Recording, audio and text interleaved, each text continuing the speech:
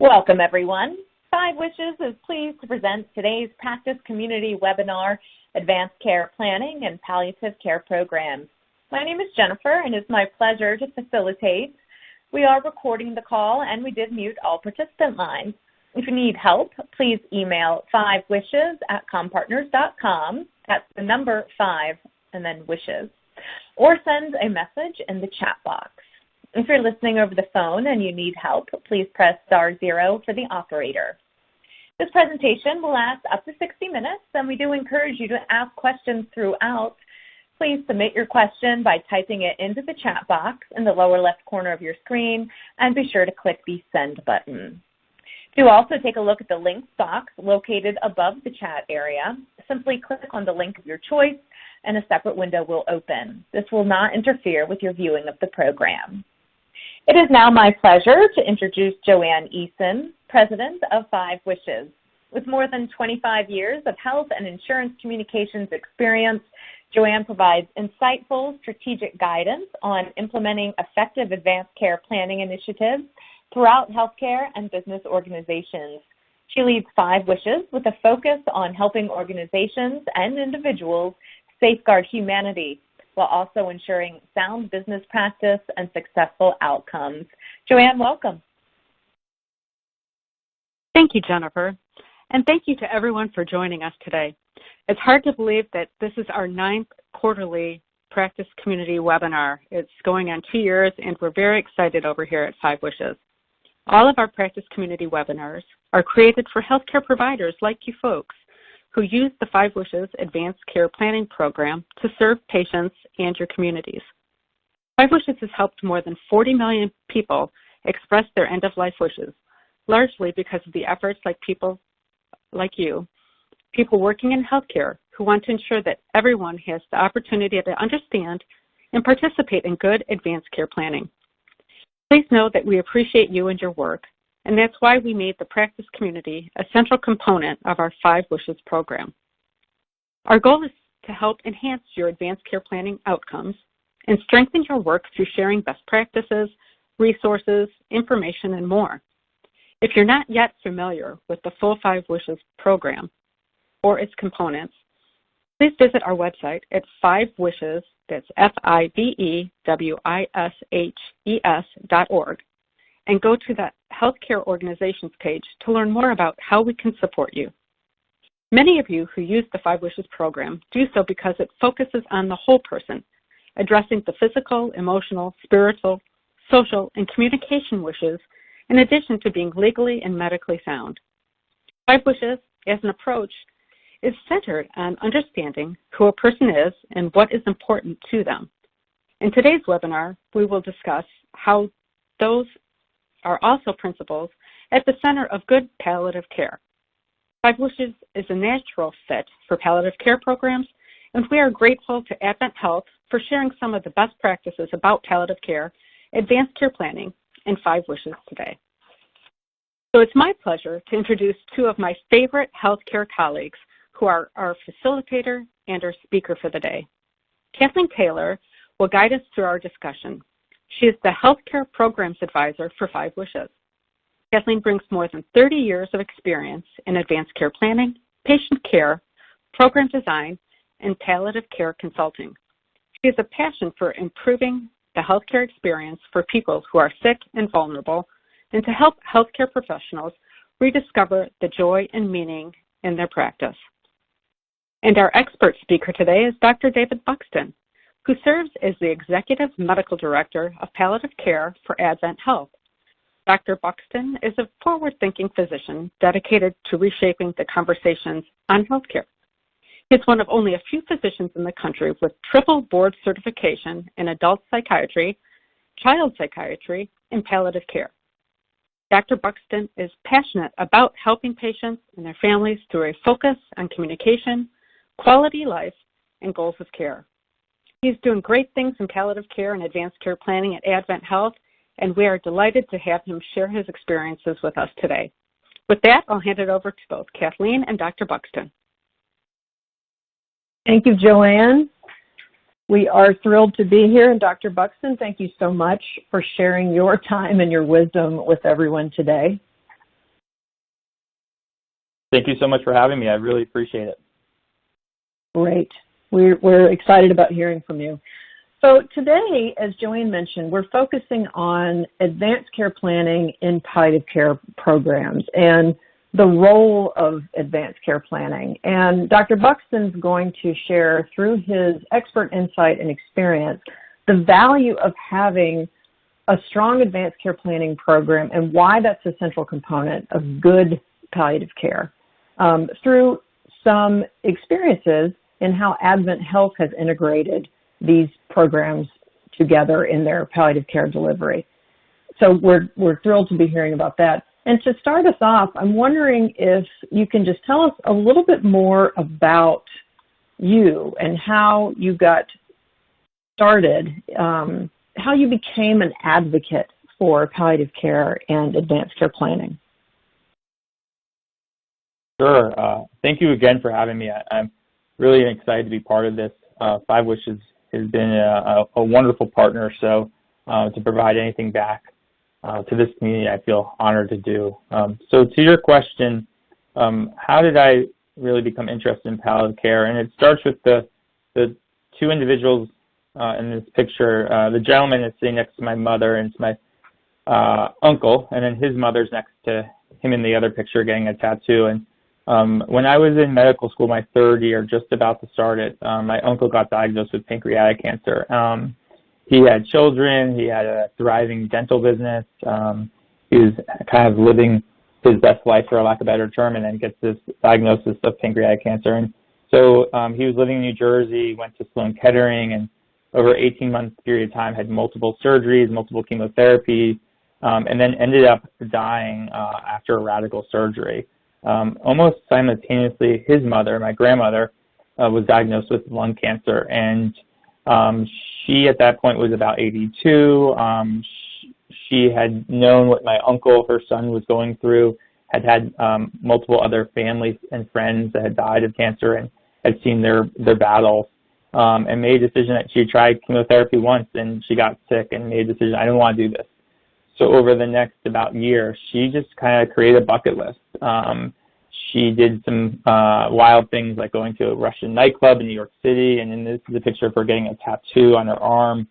And she ended up spending, I think, around $5,000 to create a butterfly garden. So when she became bedbound on hospice, she was able to kind of watch life around her. So both of these individuals, I kind of was sitting and observing, and in many ways, palliative care is trying to align individuals' treatment with their goals. And clearly, both of them had really different goals, and I think both of them were happy at the end, if you could use that language, that the treatment that they chose lined them up to where they were. I think my grandmother going through so much chemotherapy probably would have made her pretty miserable, and she probably wouldn't have been a good candidate. And my uncle making a decision to create a bucket list where he was in life probably didn't make sense. And at that time, I really kind of started to explore what palliative care was, and was fortunate enough to meet a mentor that was actually doing pediatric palliative care, and it led me into the field. Thank you for that story. I love it when, usually when you ask anybody how they got interested in palliative care or hospice work or advanced care planning, there's a personal story. And I think it's lovely to hear what those are. It really kind of humanizes all of us to each other. And in fact, that's one of the things that we do in palliative care. Can you talk a little bit about what palliative care then is? For anybody who might be less familiar on the webinar today, how would you define it, and then what differentiates really good palliative care? And I think you were already talking about some of that in your remarks about your family. Sure. Without a doubt, there's confusion around palliative care, both in the community and I would say in different healthcare systems, because we're a newer specialty. We have really came out of, in the 80s and 90s, the AIDS epidemic, where young individuals were dying, but they weren't dying right away. They had these prolonged suffering with symptoms, and then we had our colleagues in oncology who have treatment options, but they are pretty rough on people. And so out of those two groups, there are people in internal medicine and oncology and infectious disease that there's an area that we need to fill this gap in where people are not dying like they would be in hospice, but there's this group where they may be still seeking treatment, but we're hoping for the best and preparing for the worst. And so that's where palliative care really fits in to it. So we are a medical subspecialty just like cardiology or GI, but the difference with us is that we're kind of really good at three areas. One, in managing symptoms, so that's pain, shortness of breath, anxiety, and then the next one would be communication. So our job is very much to be able to be translators from the doctor to the patient. Many times right now I always describe healthcare as somewhat like 5 blind men around an elephant. If you talk to the kidney doctor, they'll say, oh, everything's good, and then the oncologist may be like, no, everything's terrible. And it's kind of like 5 blind men around an elephant, right? If you're next to the ear, you're describing it as a pancake. If you're around the leg, you're describing it like a tree trunk. So our job is to kind of tell someone, oh, no, that's an elephant. That's the animal that you're dealing with. And often we're really trying to kind of make sure that everyone has what we call prognostic awareness, meaning, is this disease going to kill you? What does that look like? What are the pros and cons? And then also making sure people have medical literacy, because quite often patients will say, I'm cancer-free or I'm cured, when that may not be the case. And the final part of our discipline is really coordination. So how do we make sure that individuals say, I want to be able to continue to spend time with my granddaughter and be able to play outside with them. And so what do we need to do to make sure that their treatment lines up in that? And so we kind of have a tendency to kind of really engage with family and all the other providers and making sure we're all aligned up. But we are not hospice. And I think that's one of the things that gets quite confused. If we go down to, I think, slide 11, maybe the next slide. Yep, perfect. Thank you. So this is really the difference. Hospice is a healthcare benefit out of Medicare, and so it is something that we are trained in and we have experience as palliative care, but it's very much two physicians saying that an individual's diagnosis will lead to their death. Unfortunately, in our country, I think the average is about 6 days on hospice, even though patients can be on hospice for much longer. Many people don't access. And in hospice, there's no curative intent, meaning that there's nothing going on that will allow the person to survive on and on and on. That being said, without a doubt, we want to make sure patients in hospice have no pain and are able to be at home if possible. So you can see in this chart a little bit the difference between the two. You just said a couple of things that are making me think about this intersection that we're talking about today, this place where advanced care planning is really a key, I think, to both of these programs, palliative care and hospice, but particularly palliative care. Can you talk a little bit about that, about how advanced care planning addresses some of the key tenets of good palliative care? And you did a really lovely job of illuminating that for us with those 3 areas. But can you talk a little bit about how advanced care planning, when it's done well, I want to put that caveat in there, when it's done well, is part of good, part of, it's not just the checkbox, hey, do you have an advance directive? Yes, no. But really good advanced care planning where we're talking about who is this person? Sure. So in many ways, advanced care planning is something that we should all have, no matter age, gender, what you do for a living. In many ways, I describe it just like an insurance policy, meaning that it's something that you hope not to have to use, but you're very happy when you have it.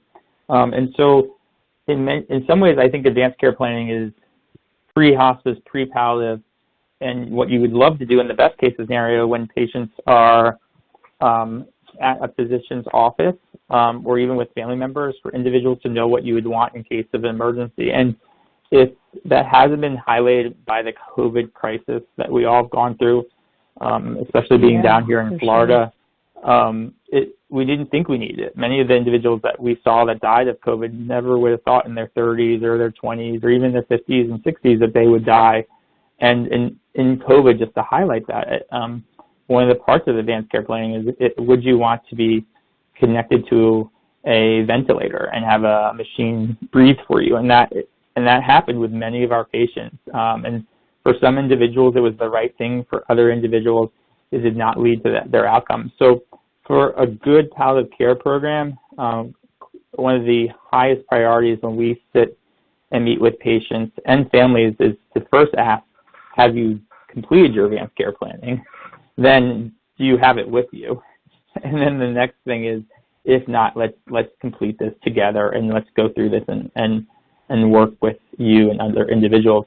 And in many ways, just to take us full circle, is that if your advanced care planning is really clear, when you may not have the ability to voice your wishes to your family or other individuals like the providers and physicians, then the advanced care planning really lines up your goals. And sometimes the goals are like, I want to be at home and I want to be in my bed when I die. And so if you have efficient and well laid out advanced care planning, it sort of sets the roadmap for your journey into hospice. It's one of the things that I share with many husbands and wives who, the older generation in some ways that have been married for 50, 60 years, that one of the greatest gifts they can give each other is by doing this advanced care planning, because to have the person that you love and have lived your life with for 50 years and to ask them to, quote, turn off the machine is something that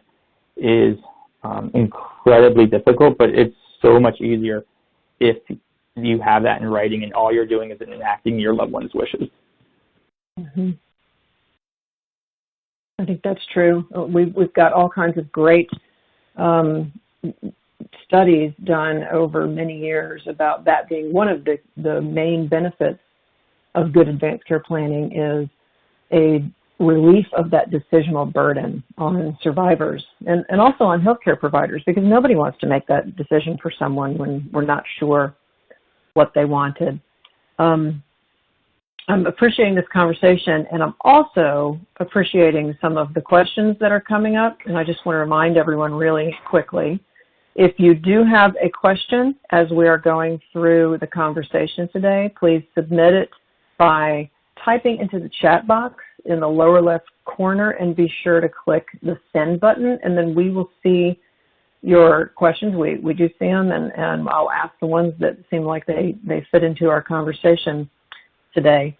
And with that in mind, just going back to the definition of palliative care and the differences between hospice and palliative care, we have a question here about, since palliative care is not dependent on prognosis or disease, when is it commonly used, and when can we integrate it into care, which I think is a great question. So what types of patients are you generally getting referred to palliative care?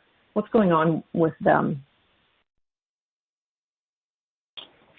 It's a wonderful question, and in many ways it was a question for how would palliative care be successful in the United States. The UK and Canada have a much more significant, robust palliative care and hospice programming compared to the U.S.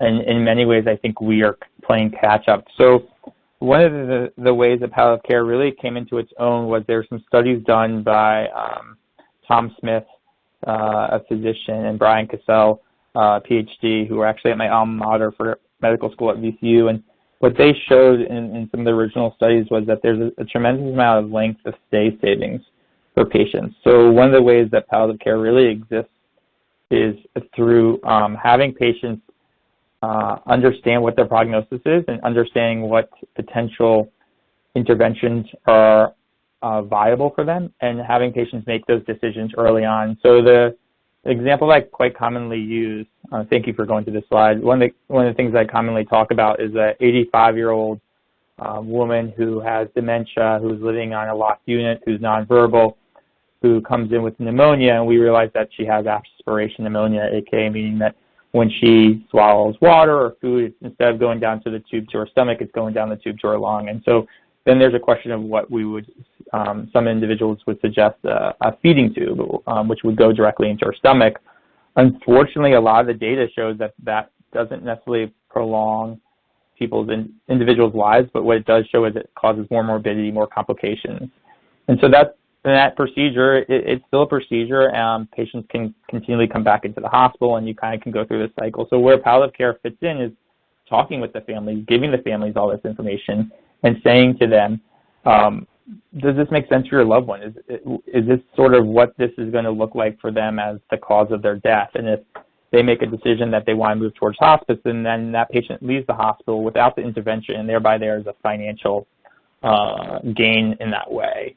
Some of the other data has shown through the years of different ways that palliative care can really engage early on.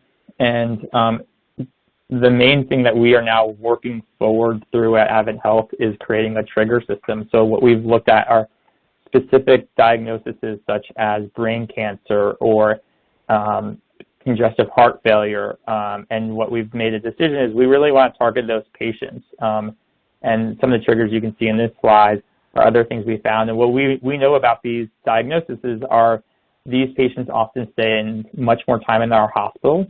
And many of them don't necessarily have always the greatest clarity of what the next step is going to be for them. So what we're instituting is idea of we will have those patients through a pathway. So if they come to the emergency room, these are the type of patients we want to see. And the second part of the slide, just to point out, is how do you even staff something like this? And one way is based off of this concept of a penetration rate. So you can see in this graph, which was published by the Center for Advancing Palliative Care, or CAPC, that it's an idea of penetration rate, which is your new palliative care consults over total admissions, and our goal is to be at 6%. I think nationally we're probably around 6.2, 6.3. But to come back to the question is, the financing of this is not clear in the same way. That all being kind of laid out, one of the things that Joanne, who has been a wonderful colleague with me, working with Advent Health to kind of really integrate 5 Wishes into our system, both technologically and into our culture, is that there is ways that you can bill for advanced care planning, and so that can potentially provide revenue, which then can be associated with helping fund a more robust palliative care service. Thank you for that. And you're talking, I think, partially about the Centers for Medicare and Medicaid has some codes that you can use to bill for advanced care planning, either inside or outside of the annual wellness visit. And I think also private insurers usually pay for advanced care planning without there being any kind of copay for patients and families. Is anything else exactly that you might have been referring to? Yeah. No, exactly.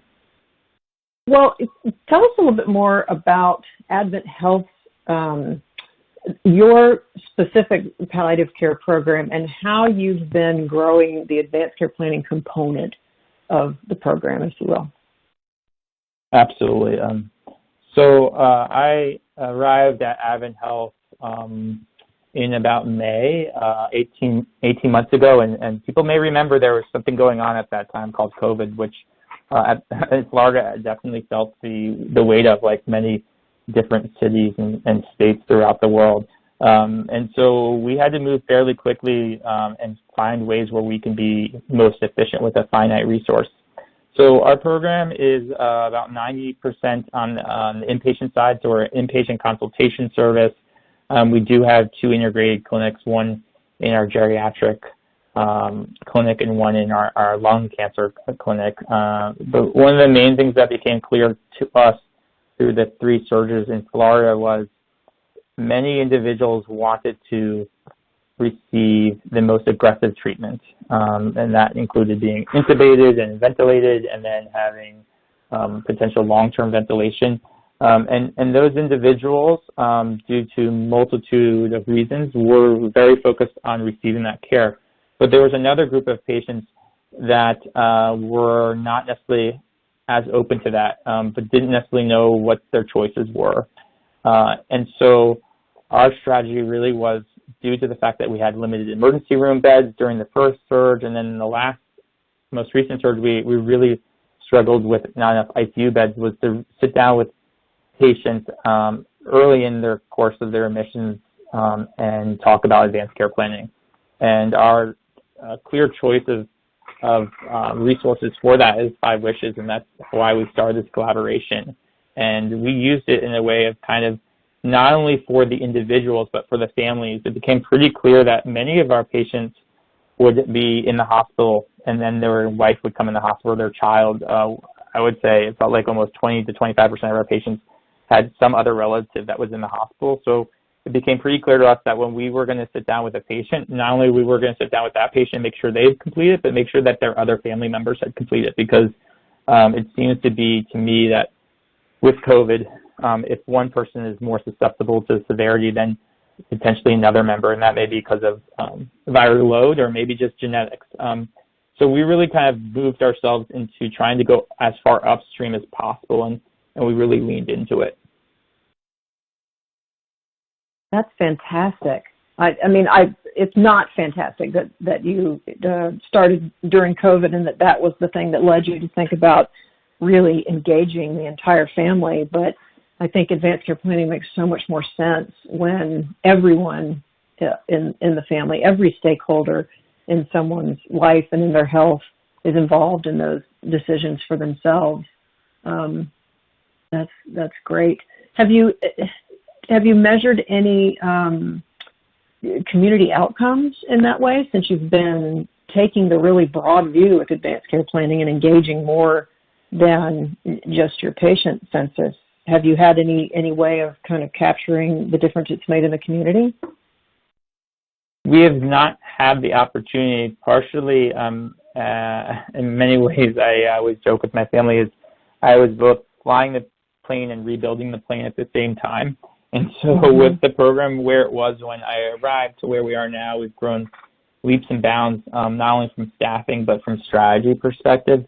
So we're hoping to have more data over the next 6 months and looking back at it.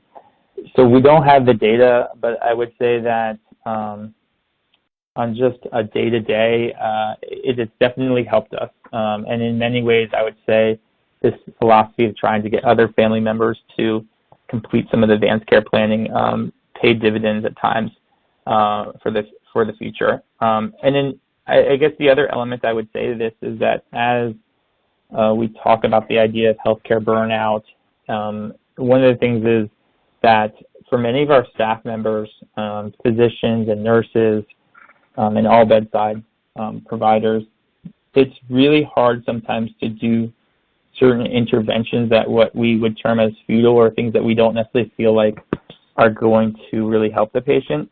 But it does certainly feel different if you feel that someone has had a conversation with a family member or a patient and they have informed consent, meaning that they know that this may not necessarily lead to a positive outcome, but someone's had the conversation. And in so many ways, advanced care planning allows that to happen. One of the wonderful things about 5 Wishes, as many people probably are familiar with, is that there's a section where you can discuss how you want to be cared for at end of life, what you want to hear, what you want to see, who you want to be around. And in some ways,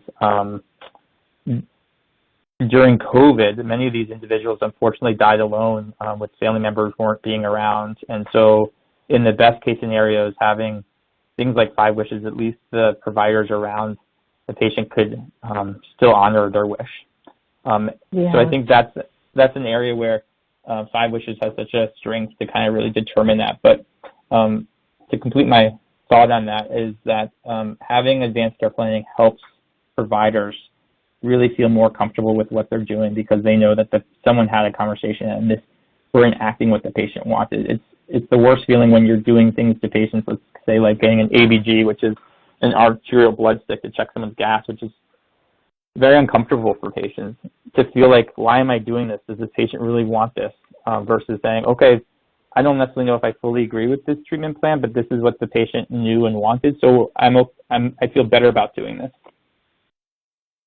Yeah, I think that's true. And we have a slide up right now that has a little square on the bottom that says joy of practice and clinician engagement. And when you were mentioning burnout, Have you found, this has been my experience, but I'm not sure if you've found in your program, I also find that one of the things advanced care planning does is for the clinicians, for the providers, it helps, there's something about having a conversation with a person about who they are and what they want and really engaging with another human being that is also of benefit to the provider. And not just in relieving that decisional burden that you're talking about, but also in, that's kind of why we got into it. And with so many processes that have changed, I think advanced care planning is often it's kind of this little, oasis in healthcare where we get to let somebody say in their own words what they want. It's all you. How do you want this to go? And I think with some prognostic awareness and medical literacy, those end up being really valuable conversations for everybody, including clinicians. Has that been your experience? Absolutely. I often get this question people say, what do you do? And I'll say palliative care, and then immediately people are like, oh, it's so sad, or you must be such a strong person to do that work. I'm also trained as a psychiatrist, so I never know which one's the better answer. Because if I say I'm a psychiatrist, people say, are you psychoanalyzing me? So I think either one is nothing's benign like a cardiologist. But for me, these conversations are incredibly meaningful for not only for the patients, but as you said, like the joy of practice for clinicians. The gift of being able to kind of talk with a patient about what they want, and then to know that in the beginning of any of their hospitalizations or things in the future, they're going to have their wishes really front and center, and making it patient-centric feels really good. And the biggest struggle with these conversations, and I think that part of training in a palliative care fellowship, which is a 1-year post-residency fellowship, is having the courage to start the conversation. One of the things that I always see with our fellows, because we have a fellowship program here, is that people are very worried about asking people certain questions and even talking about death. But what you learn, I think, by doing this work is that the patients are already thinking about this, and people know sort of how sick they are, and the fact that we're all ignoring the big elephant in the room makes people really uncomfortable on some level. And once you label it, people are really appreciative. Often patients and families are hugging us and thanking us at the end of the conversation because they wanted to know, and they had things that were, quote, unmentionable that they wanted to discuss. And advanced care planning is one of those things. It's not an easy conversation.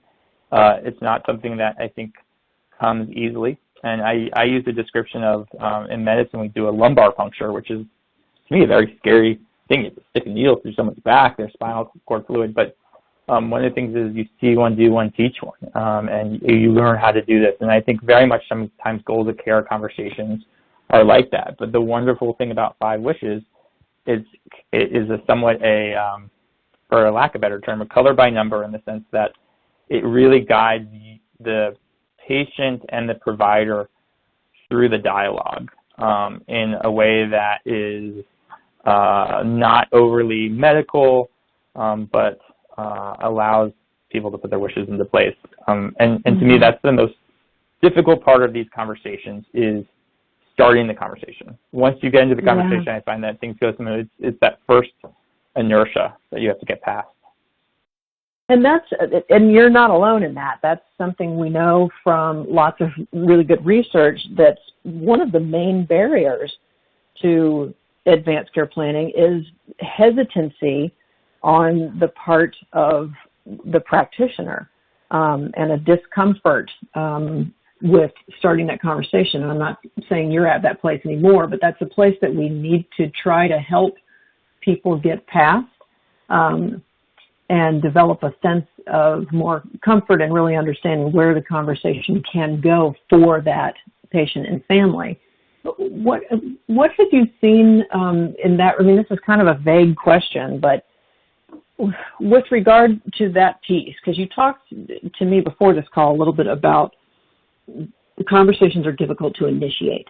It's that inertia, like you said. So how are we able, 5 Wishes is a great solution, but how do we help clinicians be more comfortable with these conversations and really understand the value of them?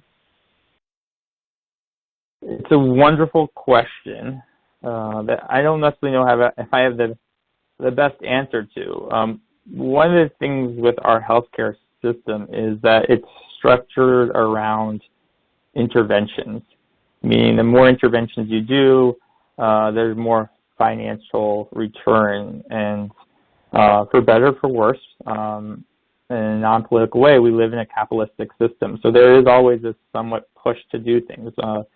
A good example, and I'll pick on my fellow oncology colleagues who I truly enjoy, but one of the ways that they help patients make money, and their main job is to give chemotherapy. And that pathway is very well defined. What's much more difficult for oncologists is to tell a patient, I could give you chemotherapy, but it may kill you. Or if I can give you chemotherapy, but I don't think it's going to help you. That's really, really, really hard to do because the whole healthcare system is built around giving that chemotherapy. And so I would say at the largest level, the system itself is not always fully in alignment with sort of this thinking around having patients fully informed because it's much more complicated, it's much more time intensive, and the payment models just don't fit that. But on the same time, I would say that there is a very different feel with us moving forward in healthcare as we look at the finances and the newer generations of physicians. One of the things, my god sister is a medical student in Rochester, and she was just pointing out to me that the gender, being female, in medical school it outweighs or outnumbers the male physicians. And the diversity of her class is quite diverse compared to even my generation, and even much more diverse than my father, who's a physician generation. So I say that in a positive way, that who's coming into medicine may change, and that's somewhat physician-centric. But having a more diverse background, I think, is going to be helpful towards this. And the reason why I think that's an important part of this puzzle is that to talk about death, to talk about what you want end of life, in many ways you have to have already wrestled with your own mortality. And that's something that is not an easy thing for us to do as humans, and definitely not something easy for physicians to do or nurses to do. And so I think one of the main reasons why it's so hard to initiate these conversations are the pattern of thinking of who we chose to go into healthcare may not have been as reflective. And I'm hoping that this new generation, especially one of the positive benefits of COVID is that people are going to be much more reflective and have had to reflect on their own mortality to get them there. But in many ways, I think it's just an incredibly complicated thing to move through, and 5 Wishes is one of the solutions. I think there's going to have to be other solutions, but that initiation, as I said in the beginning of this answer, I think I don't have a great answer. I just know that that's the problem we struggle with. I think you have the best answer possible right now, because I think you're right. I don't think there are any great answers. We have a slide up right now that gives us some of the ways we've been hammering around at this issue. And if you look at the bottom, these boxes that talk about the program being supported by leadership, having goals and measures, and in particular, formalized training for clinicians on having the conversation. That helps with confidence as well. But I think that you are right. You can do all of these things, but it's really about kind of cracking the nut of getting people to consider this for themselves. Joanne does lots and lots of work with 5 wishes at work, which is one way of kind of addressing this problem from the other side, from the population, and helping people consider their end-of-life wishes as a workplace wellness thing. So they're not engaged in healthcare. They're not a patient necessarily yet, because we all will be at some point, and they're not providers necessarily, but just having people think of it just as a thing to do or consider as a regular part of life, I think, is another way that we can move our culture in that direction. And people are coming up with some great questions, but I don't want to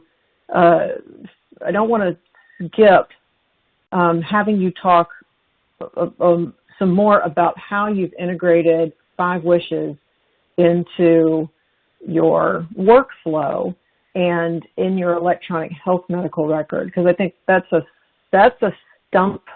stumbling block for a lot of people who are doing advanced care planning programming, is they're really confused about how to develop some workflows and not aware of some of the solutions that are available to integrate into the medical record. And you've got this lovely flow chart, by the way. So can you talk a little bit more about this and what your process is there at Advent Health?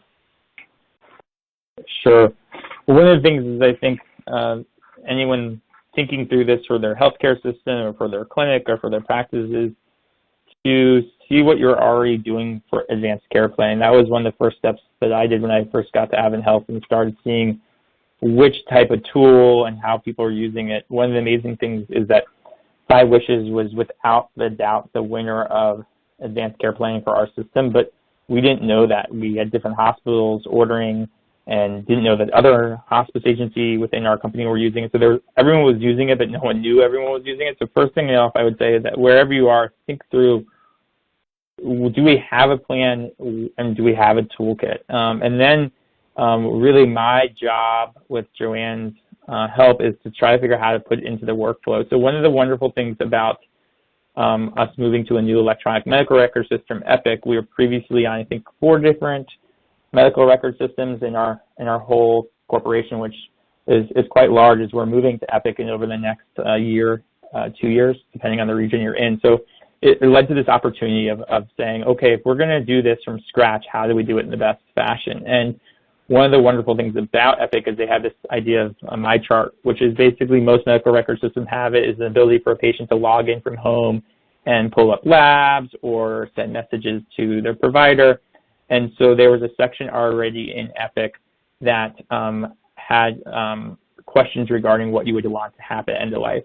What I realized were those questions had no research or data to support them. They were nice questions, but likely developed by an IT person. And immediately I said, well, why don't we potentially utilize 5 Wishes? And that's where Joanne came and joined me on this journey. So the workflow that we're thinking of is to really try to work around this barrier that I've been talking with you up to this point about, is how do we catalyze the conversation? How do we just get people to start having the conversation? So the idea will be that a patient can log into their My Chart. They can complete the 5 Wishes that will then send a notification through the Epic system to the primary care provider, and they'll say, oh, so-and-so, Jane Doe filled out her 5 Wishes, and then the physician can send out a message to their staff saying, hey, let's schedule an appointment with Jane Doe to come in and talk about it. And then the physician can print out what the 5 Wishes were and review it with the patient, and then legally have the patient sign it. And then it goes into Epic. And what's wonderful about that is because Epic will be used in our inpatient and outpatient and at our urgent centers, and even within our hospice, that document will follow that patient electronically wherever they go. The other option to go forward with is that when a patient schedules their annual visit, the physician can choose to send them a notice in their My Chart saying, hey, can you please complete my 5 Wishes before you come in? Patient does that. And then when they come in, they again review it with the patient. So in many ways, the 5 Wishes allows patients to kind of do some homework and bring it in and allow the physician to review it, which I think is the powerful part, because as we talked about just a little while ago, physicians initiating this conversation is so difficult, but if a patient comes with this and has it in front of them, it allows the conversation to just go much more smoothly. One quick question I'll just answer. It says, why I legally signed? So one of the things is that in different states, and I could turn this to Joanne or you, Kathleen, is that different states have different laws regarding signatures for advanced care planning. Some states have that you actually have to have them notarized. The other part of this is when you have advanced care planning completed, you want to make sure that the person completing it has capacity at that moment. Do they have the ability to make these decisions? And so having a physician be with them or a provider at least gives you that saying, no, the physician talked to them, they knew where they were, they knew what their disease was, et cetera, et cetera. So I'll just answer that quick question. Right. Joanne, did you have more on witnesses? Because 5 wishes is probably as close as we've got to a national advance directive because it is valid in so many different states, unlike state forms, which are valid in that state. So there's a question, and this is a bit detailed, but since we are talking about integrating 5 wishes into the electronic record, how are witnesses handled with integrating it into the electronic record? Great question, and because there's 50 states in the Washington, D.C., so that's 51 different legal entities that the document has to meet the legal requirements in. The vast majority of the states, their statutes require wet signatures on documentation, especially advanced care planning documentation. With COVID, some of those state statutes have lessened the requirements on legal or wet signatures, and they're allowing more of a digital signature. What Advent Health has done is really quite unique in that what they're trying to do is have the patient start thinking about their advanced care planning wishes. And so the whole 5 wishes document is not contained within the MyChart portal, but just some select questions to get the patient thinking about, well, what are my wishes? So it's like, do you have a healthcare agent or someone that you want to talk or that will have your voice? And it gives some pointers on how you can select one. And then the person can select yes or no or list a person's name. And so it goes through each of those 5 wishes, but not necessarily asking all of them, which then once the patient hits submit, it goes over to the clinician so they know that the patient is engaged and ready to start these conversations, and then can have an actual conversation face-to-face or telemed conversation with them and actually document the wishes in a legally scanned or a legal form and then scan it back into to Epic. So that's how they're doing it in the Advent Health system because that's how it meets Florida statutes, which where the majority of Advent Health hospitals are located. Different states, we work with them in different capacities. Yeah, that's a great explanation. And I think for people to remember that the 5 wishes document, which is one part of the 5 wishes program, it is a valid advance directive document in most of the states, as we mentioned, but it's also a conversation guide. It has the wishes 3, 4, and 5, and even the way the wish about healthcare agent and what you might want in terms of care decisions at the end of life. The way they're written is in such a way to really encourage conversations. I think that's why it started as a grassroots effort, and people who were reading it are the ones who embraced it. And healthcare kind of, to be honest, came along a little bit after the great public said, this actually works for us, we can understand this. So it's been widely embraced in healthcare for that reason. It just guides people through the conversation, and breaking those wishes out as kind of a tickler for people is something, people, you can do that in your program, and we encourage you to get creative like Advent Health has. with that. We've got a lot of little detailed questions coming up, and what I want to say to all of you is that we have all of your questions. If it's really detailed, we may get back to you in an email because we've got your information and we've got your question. So there are some things that we'll get back to you on. There's one, though, that I want to talk about before we get to your lessons learned. I don't want to leave this without Dr. Buxton, without us having you share what you've learned so far. But we do have a question here from someone who works in family care and has some responsibility for annual wellness visits and chronic care management programs. And the question is about how would I integrate palliative care into our practice, which I think is a great question because if you've been reading anything from CAPC or palliative care thought leaders, the larger strategy right now is to educate everybody on palliative care and really make sure that everyone understands what it is and can incorporate some of those elements. So how would you answer that question? How can someone involved in family care and chronic care integrate palliative care a little bit further into their practice? It's a great question. One of the concepts, as you mentioned, Kathleen, is that there's this idea of what we call primary palliative care, and that's the idea that palliative care cannot be only provided by fellowship-trained palliative care providers. And in many ways, I tell people I wish that I didn't exist. I wish that all providers had the time and the ability to learn communication skills and understand the symptom management, but just due to the fact of how our healthcare system is so specialized, that doesn't exist. So for individuals like family medicine, I think without a doubt, what we're talking about today, advanced care planning.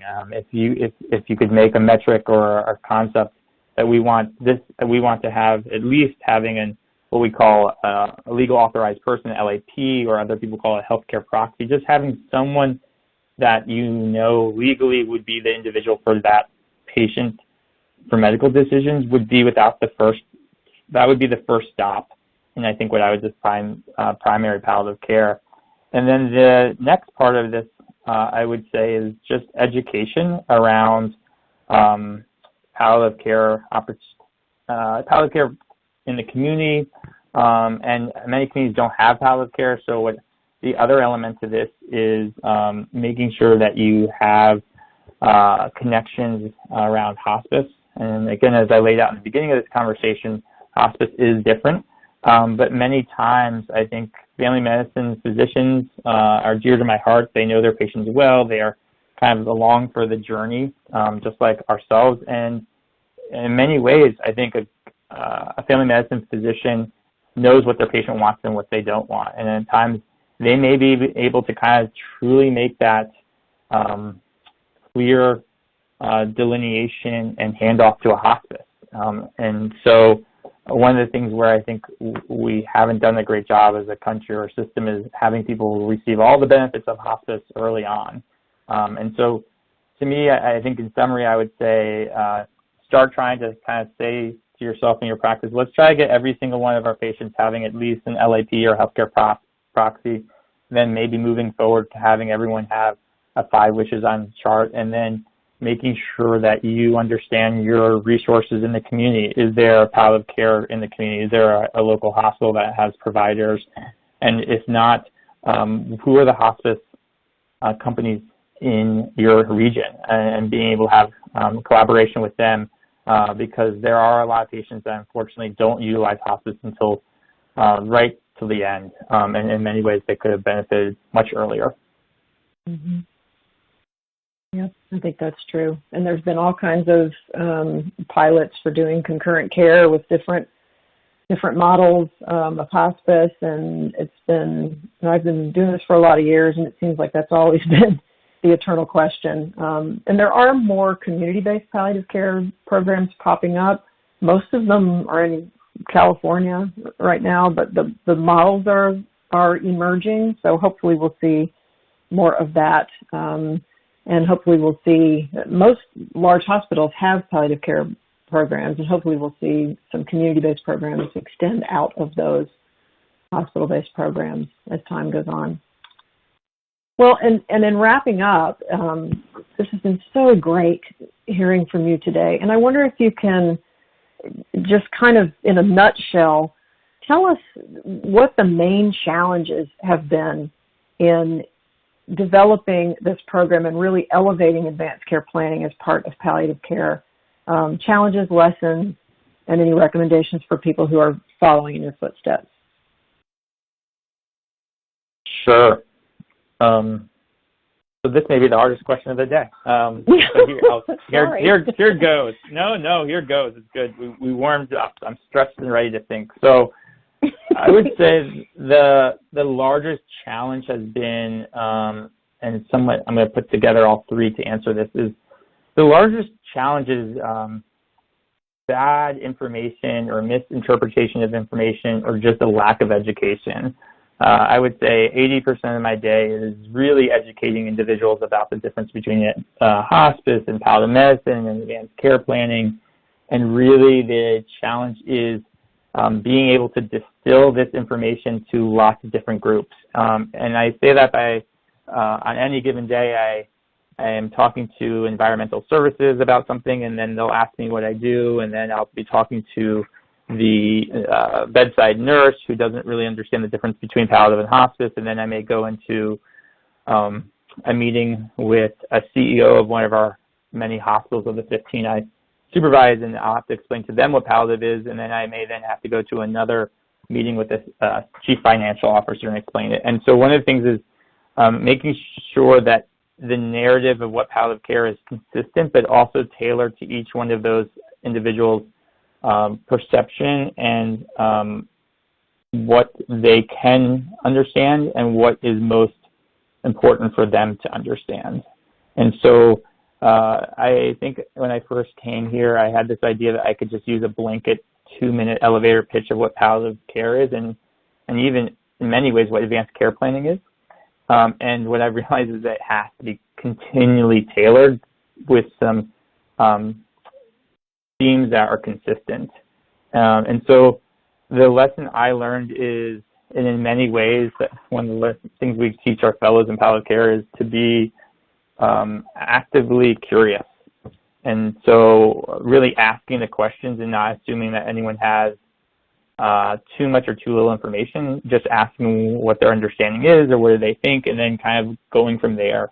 And so my recommendation for both palliative and advanced care planning is the first step is to really just start asking questions and being actively curious about what's going on in your hospital or in your clinic or in your healthcare system. And then really coming aggressively with education and information that is valid and evidence-based, because that will set you in the right direction for success. And the other recommendation I would say in the same way around this is going to resources and knowledgeable people like you, Kathleen, and Joanne, that really know their part of the puzzle for this. Without Five Wishes and Joanne's support, we would have really never been able to get this off the ground, but she's been an amazing collaborator. So in many ways, finding other people that have an expertise in whatever you're trying to educate individuals on and bringing those people into your system, because it's always helpful to have an outside opinion. I love your answer to that, even though you felt like you needed to stretch for that. Mostly because I think the things that you just said, being actively curious and really even tailoring your response about what is this thing you're trying to do to the individual you're speaking with, those are also the keys to doing palliative care and doing advanced care planning well. That's how you do it. We joke around about five wishing people, which means that we are asking them, what matters to you about this? And I think that's how you do both of these things well. You know, those are the keys, being actively curious and tailoring it to the individual. So thank you for that. You've been such a wonderful expert, and we are so appreciative of you taking the risks and going out there with a machete through the woods and trying new things with 5 Wishes and advanced care planning, and we deeply appreciate your time today, Dr. Buxton. And I want to remind everybody that if you have a best practice story or something that you're doing at your organization with advanced care planning and 5 Wishes that you'd like us to know about, send that to us at info@5wishes.org. We'd love to talk with you, maybe have you also on a webinar. And if you've got ideas for things you'd like to hear on webinars, let us know in the chat screen, and we'll follow up with you about that. And if you'd like any further information about anything that you've heard today, or how to pursue some of the things that you've heard Dr. Buxton speak about, you can contact us here. And I want to leave it with you, Dr. Buxton. Again, thank you for your time, and any last wrap-up that you've got? I would just say thank you to you for doing such a wonderful job, and Joanne, and sharing with the audience that this is like many things in the beginning. It can be somewhat overwhelming or not sure how to start, but once you get the hang of doing advanced care planning and having these conversations, without a doubt, it gets easier. The hardest step is taking that first